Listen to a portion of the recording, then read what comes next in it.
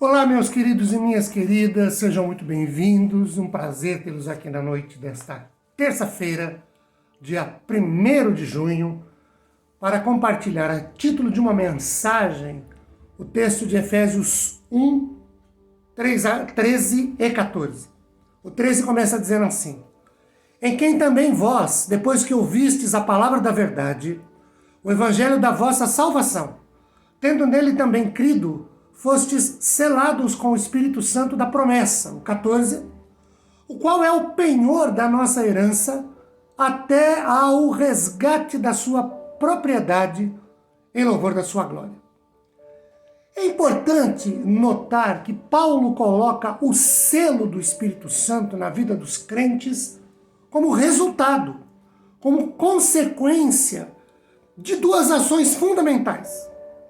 A primeira dessas ações fundamentais é ouvir a palavra da verdade, ou, como diz Dwight Moody, a palavra que consiste na verdade, que é o evangelho da salvação, as boas novas que trouxeram salvação ao homem. E isso em Cristo Jesus. E a segunda dessas ações fundamentais é acreditar, crer, confiar ou, sem que essas ações fundamentais ocorram na vida do crente, não há selo com o Espírito Santo. Agora, talvez a grande questão que surja seja a seguinte: o que é de fato e efetivamente esse selo com o Espírito Santo? Primeiro, um selo era um símbolo que indicava e que indica posse e segurança. De novo, citando Moody, este selo não aconteceu como algo subsequente à salvação, mas foi simultâneo com a salvação.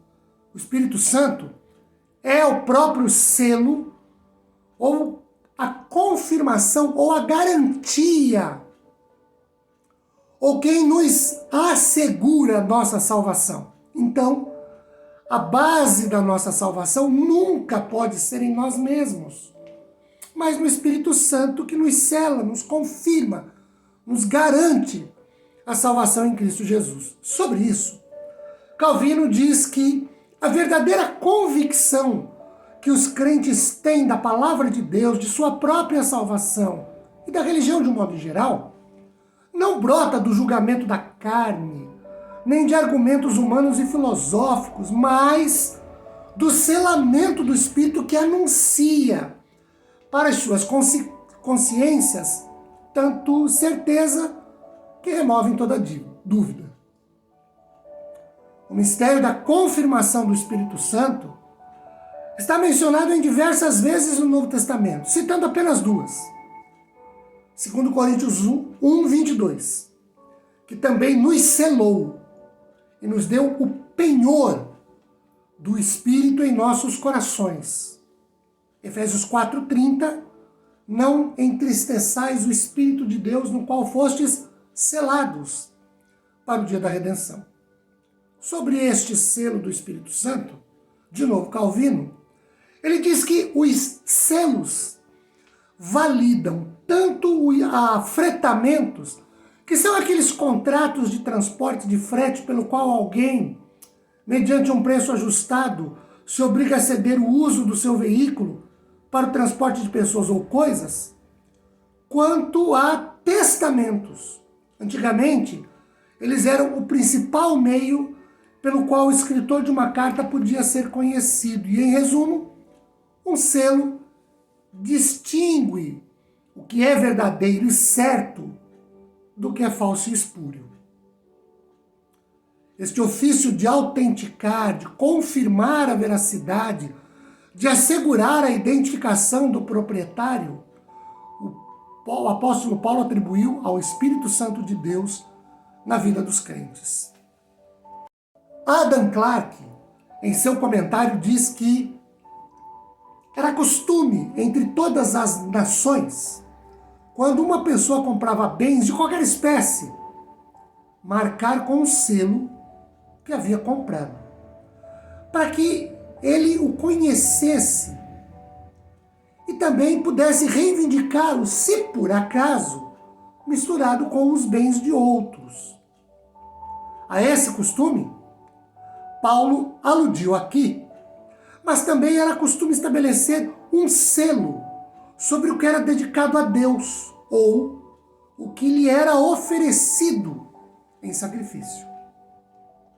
No verso 14, quando lemos o qual é o penhor da nossa herança, significa que é o Espírito Santo nas nossas vidas quem garante que todo o resto virá depois. Sobre isso, Rademacher, Allen e House dizem que a palavra grega usada para penhor também pode ser usada para indicar um anel de noivado.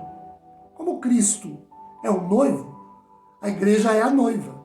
Aí, o Espírito Santo é o sinal, é o pagamento antecipado para o casamento há muito esperado entre os noivos. Sobre isso, Apocalipse 19, versos 7 e 8 nos dizem o seguinte: alegremo-nos, exultemos, demos-lhe a glória, porque são chegadas as bodas do Cordeiro, cuja esposa a si mesma já se ataviou.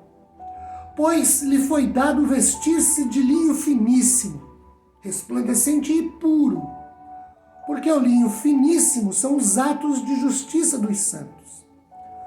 Voltando a Efésios, a frase até o resgate da sua propriedade indica que somos nós, pois Jesus nos comprou para si e deu-nos o Espírito Santo como uma garantia, uma certeza de que a redenção, que tão maravilhosamente teve início, será completada, e isso para o louvor da sua glória. Então, à luz do que dissemos até aqui, podemos concluir que o selamento parece implicar, primeiro, numa impressão completa da imagem de Deus nas nossas almas.